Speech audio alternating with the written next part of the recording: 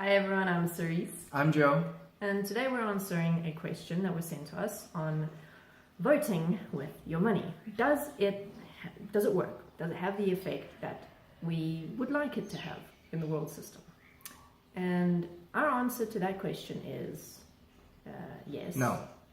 And no. Yes. We're going to start off with first explaining what voting with your money is. What does it mean? So, Joe, go ahead. Voting with your money is also known as ethical spending. The idea being that the money that you spend makes a statement about what you support and what you don't. For example, child labor in clothing factories. There was a movement not too long ago where people started to become aware of the conditions of factory workers and specifically children who were working in these factories that were in very unsafe, inhumane conditions. And as word spread, people became more and more concerned about their role within facilitating all of this. People started talking about no longer buying from certain brands and certain retailers unless they changed their practice of child labor and oppressive working conditions for factory workers. And this led to, of course, a lot of change and a lot of laws being passed. This is an example of the kinds of change that conscious spending and ethical spending can have in the world. So we're going to start off with why ethical spending is not a full and complete solution to the world system. So I think that we should start off with sharing the second half of that story. So remember how I told you guys about the factories and all of the child labor and the oppressive and inhumane and unsafe work conditions?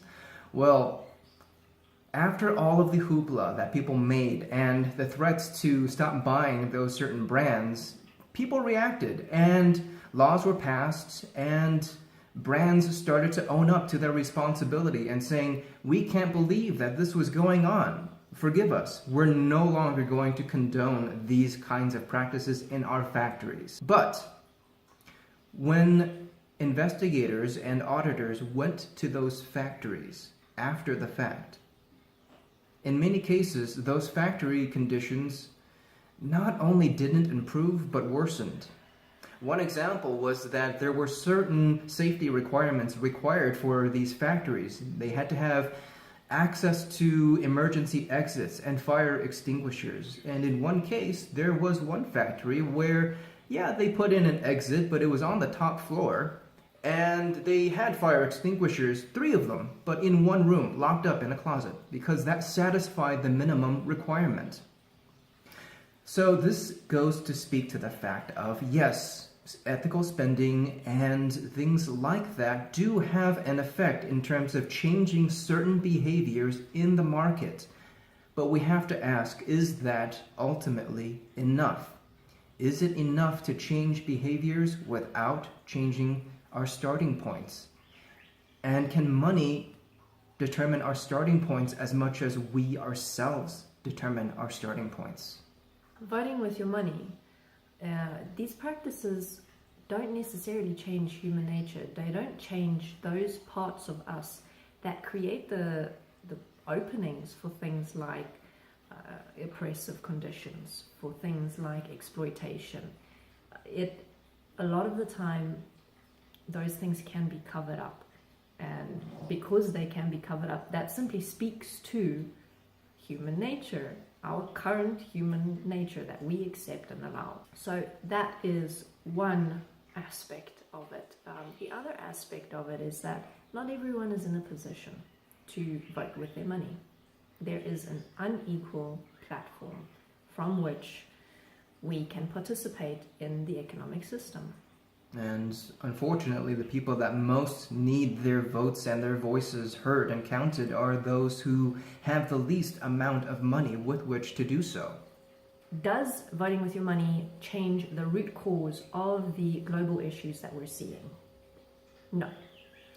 However, now we're going to answer the other part of the question. It can support to a degree with making focused changes, with making targeted changes, as well as it's a way for us to express what we stand for as individuals, to express what we are willing to support and what we are not willing to support, and to be part of creating a change. And the reality is that there is no solution. There's no blanket cure-all solution. No magic bullet. That's going to fix the world. It's going to be up to each of us individually to find different ways to contribute, to be a small part, to be that 1 + 1 + 1 + 1, contributing to change, contributing to creating a different world, a better world that doesn't have these issues. But how do you know that the causes and the people that you support are going to lead to a systemic and deep and lasting change rather than just being another band-aid on top of a wound?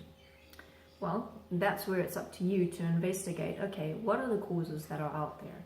And which of those causes are developing holistic approaches, holistic solutions, where, yes, they are addressing the immediate needs that we're faced with in this world, but they're also envisioning and keeping in mind that that's not enough. We have to create a global solution that addresses the very large scale and interconnected nature of this world system. When we take that example of the factory workers again, it's one thing to say that we don't stand for the poor conditions of those people, but did we really slow down and take everything into consideration within the global whole? Did we consider really the role of the factory owners who have to provide a certain amount of jobs for the people? Did we really consider the odds that are stacked against such factory workers who have to compete in a global market for prices? We are the ones who are asking for the lowest possible price for greatest return. Who ends up footing the bill? It's everyone in those factories, including that factory owner. So instead of only looking at solutions and supporting causes such as no more slave labor, we also have to look at the deeper systemic problems, such as why did the slave labor conditions exist? Why was it more profitable for people's dignities and safety to be compromised? These are those deeper issues we need to look at while looking for people who can align with us and we can support. So we suggest, when considering causes and things that you can put your money towards as part of your vote, to see if that holistic view is included. And this way you can rest assured that the money that you contribute, that you put your vote behind, stands for something other than just a band-aid solution. And another way that you can be part of the change is, if you can't or are not interested in finding a cause to financially support, what you can do is be a part of creating change in your local community. Start up some projects, educate the people who are living in your community, or be part of creating a space where the community members can come together within the spirit of community and participate in things like growing your own food, in educating the kids, providing daycare services to parents in need. There are a lot of different ways that we can be part of the change, and everyone is in a different position and at a different point in their lives with different capabilities. So it's up to you to see and assess for yourself how you can be part of the change, how you can contribute to the world, to the community around you, aside from your living and standing as an example within your personal life. All right, so if you like our work, if you like what we do, please consider supporting us on Patreon. Otherwise, we would appreciate it if you would share, like, and subscribe to our videos, and we'll see you next time. Bye.